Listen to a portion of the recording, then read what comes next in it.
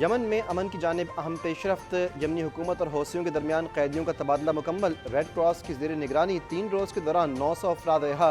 तवील अरसे के बाद रिहा होने वाले अपने प्यारों से मिलकर खुशी से निहाल। सऊदी अरब और हौसियों के दरमियान मुज़ाकरात का आइंदा दौर ईद उल फितर के बाद होगा।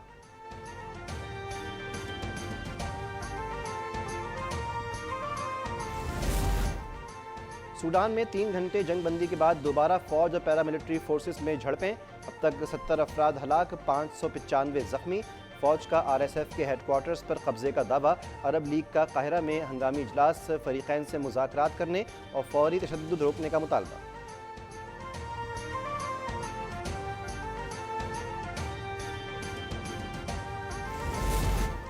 ईरान ने यूक्रेन का तैयारा मार गिराने वाले 10 फौजियों को सजाए कैद सुना दी। ईरानी अदालत के मुताबिक मिसाइल डिफेंस सिस्टम मुतअद्दिद एहलकारों ने मुसाफिर तैयारे को निशाना बनाकर संगीन गलती की। ईरानी फौजियों ने 2020 में यूक्रेनी मुसाफिर तैयारे को निशाना बनाया। वाक़े में 176 अफराद हलाक हुए थे।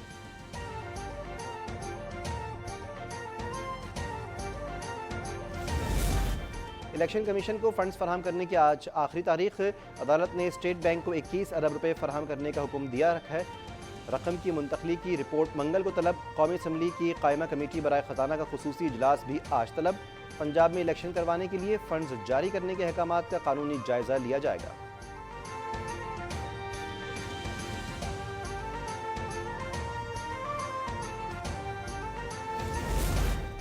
वज़ीर-ए-आज़म शहबाज शरीफ की ज़ेर सरबराही वफ़ाक़ी काबीना का इजलास आज तलब। सुप्रीम कोर्ट के फंड्स इजरा से मुताल्लिक़ हुक्म पर गौर होगा।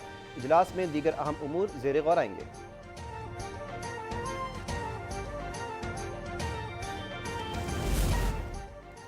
पार्लियामेंट ने अगर अदलिया के कहने पर कानून साजी कर तो फिर अदलिया कानून साजी के साथ आइन साजी भी खुद कर ले, अमल करा ले। इलेक्शन की ढोंग की क्या ज़रूरत है। स्पीकर राजा परवेज़ अशरफ का वॉइस ऑफ अमेरिका को इंटरव्यू।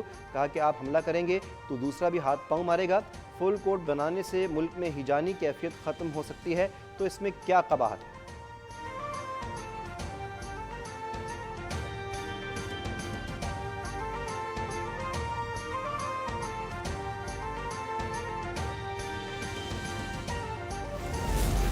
ये जितना मर्जी जोर लगा लें, 14 मई को इलेक्शन नहीं होंगे।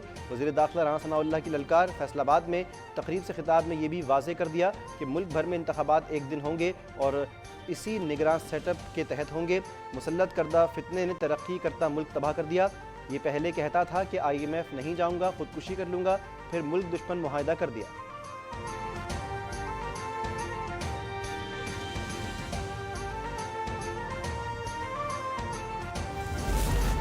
पंजाब में निगरान हुकूमत की मियाद पूरी हो चुकी। स्टेट बैंक ने अदालती हुक्म पर आज इलेक्शन के लिए फंड्स जारी करने हैं। कौम जजों की तरफ देख रही है।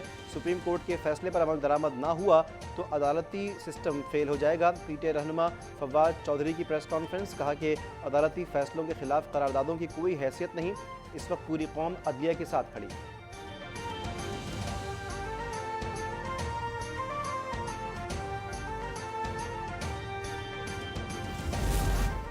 जमात इस्लामी की जानिब से ईद उल फितर के बाद APC बुलाने का इम्कान। मुल्क भर में एक ही दिन इंतखाबात की तारीख पर बात होगी। हुकूमत को अक्टूबर से पहले PTI को मई के बाद इलेक्शन के लिए राज़ी करने की कोशिश होगी। साद रफ़ीक और अयाज सादिक नून लीग की नुमाइंदगी करेंगे। इमरान खान ने परवेज़ खटक, एजाज़ अहमद और महमूदुर रशीद को मुज़ाकराती कमेटी के लिए नामज़द कर दिया।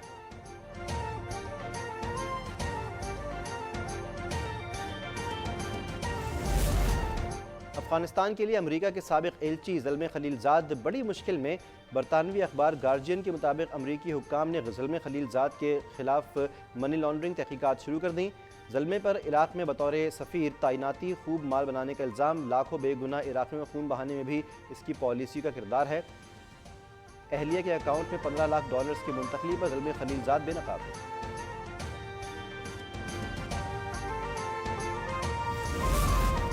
इमरान खान और ज़ल्मे खलीलज़ाद दोनों करप्शन मनी लॉन्ड्रिंग में मुलव्विस।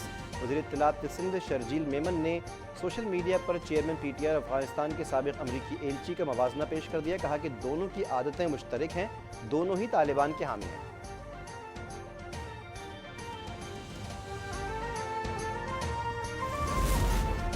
PTI हुकूमत ने पंजाब में तरक्की का सफ़र रोक कर अवाम से नून लीग की हिमायत का इंतकाम लिया। सूबे पर नाअहल वज़ीर आला मुसल्लत करके सियासी जोड़ तोड़ के लिए इस्तेमाल किया। वज़ीर-ए-आज़म शहबाज शरीफ का इजलास से खिताब। वज़ीर-ए-आज़म ने चीनी की स्मगलिंग और मुनाफाखोरों के खिलाफ क्रैकडाउन की मंजूरी दे दी। कहा, अवाम को नाजायज़ मुनाफाखोरों के रहमो करम पर नहीं छोड़ सकते।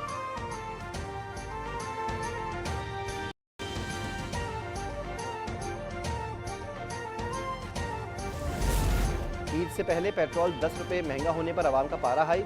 शहरियों ने हुकूमत से आलमी मार्केट में तेल सस्ता होने का रिलीफ मांग लिया। LPG भी एक माह में दूसरी बार महंगी। 1 किलो LPG पर 10 रुपये बढ़ा दिए गए।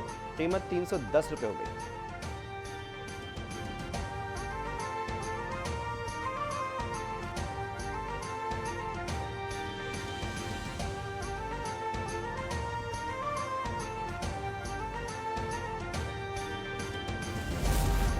वज़ीर मज़हबी उमूर मुफ्ती अब्दुल शकूर की लकी मरवत ताजबी खेल में तदफीन। नमाज़ जनाजा में बड़ी तादाद में अहले इलाका की शिरकत। वाक़े का मुकदमा दर्ज। इब्तदाई तहकीकात में मुफ्ती अब्दुल शकूर की गाड़ी को टक्कर मारने वाला वीगो ड्राइवर हादसे का जिम्मेदार करार।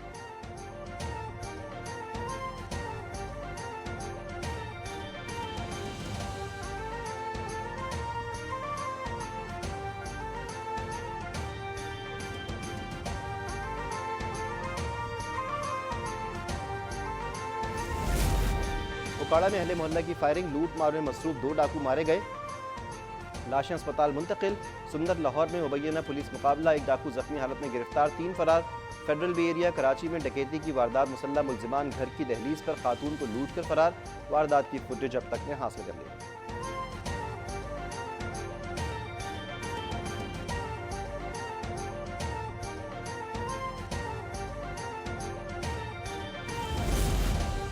कच्चे में डाकुओं और अस्करी पसंदों के खिलाफ पुलिस का एक्शन जारी। पुलिस ने बस्ती गनी लठानी का कंट्रोल संभाल लिया। ऑपरेशन में पाक फौज की 6 बख्तरबंद गाड़ियां भी शरीक। घोटकी के इलाके रौनती में पुलिस को मुज़ाहमत का सामना। फायरिंग से एक एहलकार जख्मी। फौलादी बख्तरबंद के चंद हिस्से भी टूट गए।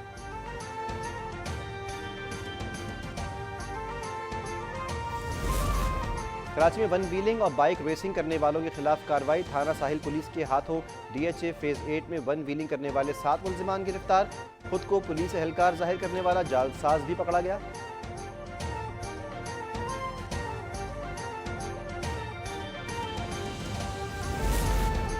साबिक गवर्नर मकबूजा कश्मीर सत्यापाल के इंकशाफात। पुलवामा हमले पर पाकिस्तान के मौक़िफ़ की तायीद।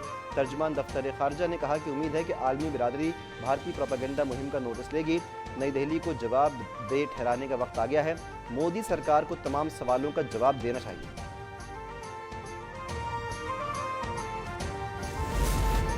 मोदी के भारत में मोदी को ही शर्मिंदगी का सामना। पुलवामा हमले पर भारतीय यूट्यूबर रवीश कुमार के होशरुबा इंकशाफात। सवाल किया कि क्या मोदी सरकार के झूठ का भांडा फोड़ने लगा है। पुलवामा हमले पर मोदी ने सत्यापाल मलिक को क्यों चुप रहने के लिए कहा। हकीकत यह है कि वाक़े के वक्त मोदी सियासी सरगर्मी में मसरूफ़ थे। पुलवामा हमले का मकसद इलेक्शन में मोदी को जितवाना था।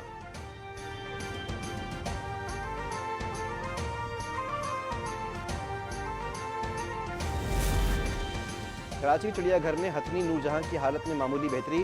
हथनी को बैनुल-अक़वामी माहिरीन की मशावरत से खुराक और अद्वियात की फराहमी। एडमिनिस्ट्रेटर कराची डॉक्टर सैफुर रहमान का चिड़ियाघर का दौरा। हथनी नूरजहां की सेहत से मुताल्लिक़ दरियाफ्त किया।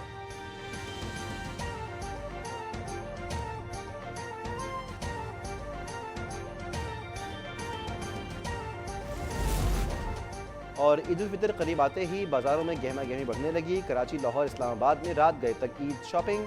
कपड़े और जूते तवज्जो का मरकज़। कहीं मेहंदी और मैचिंग की चूड़ियों और ज्वेलरी की खरीदारी।